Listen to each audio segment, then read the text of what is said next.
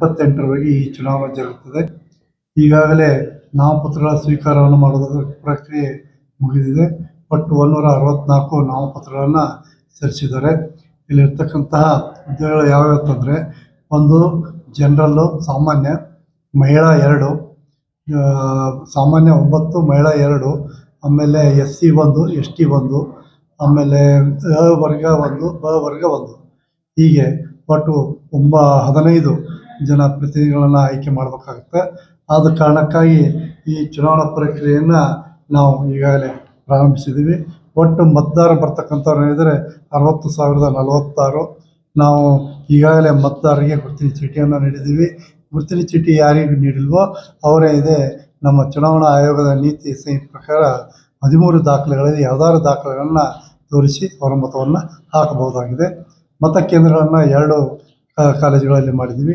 ಒಂದೇನಿದೆ Bapuji school ಮುಸುಗುಪ್ಪಿ, ಇನ್ನೊಂದು SK ಕಾಲೇಜಿನಲ್ಲಿ ಕುಕ್ಕೇರಿ.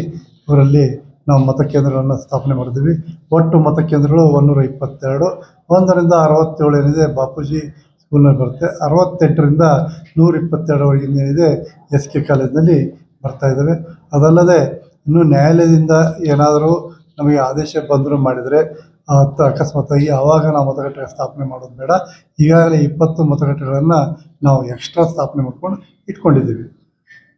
ಸನ್ಮಾನ್ಯ ಶ್ರೀ ಮಾಜಿ ಸಚಿವರುಗಳಾದ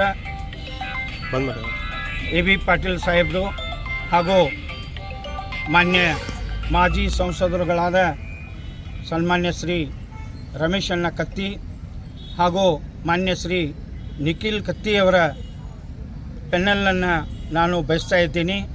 ಅವರು ಈ ಸ್ವಾಭಿಮಾನಿ ಪೆನ್ನಲ್ಗೆ ನನಗೆ ಟಿಕೆಟ್ ನೀಡುವುದಾದರೆ ಮೀಸಲು ಕ್ಷೇತ್ರ ಸ್ವಾಭಿಮಾನಿ ಪೆನ್ನಲ್ನಿಂದ ನಾನು ಸ್ಪರ್ಧಿಸ್ತೇನೆ ಅಂತ ತಮಗೆ ಆಶ್ವಾಸನೆ ನೀಡಿ ಜನರ ಸೇವೆಯ ಅನುಕೂಲ ಮಾಡಿಕೊಡ್ಬೇಕಂತ ನಾನು ಕೇಳ್ಕೊಳ್ತಾ ಮೀಸಲು ಕ್ಷೇತ್ರ ನನ್ನ ಈ ಸ್ಪರ್ಧೆ ಪರಿಶಿಷ್ಟ ಜಾತಿಯ ಮೀಸಲು ಕ್ಷೇತ್ರದಿಂದ ನಾನು ಸ್ಪರ್ಧೆಗೆ ಇಳಿತಾ ಇದ್ದೀನಿ.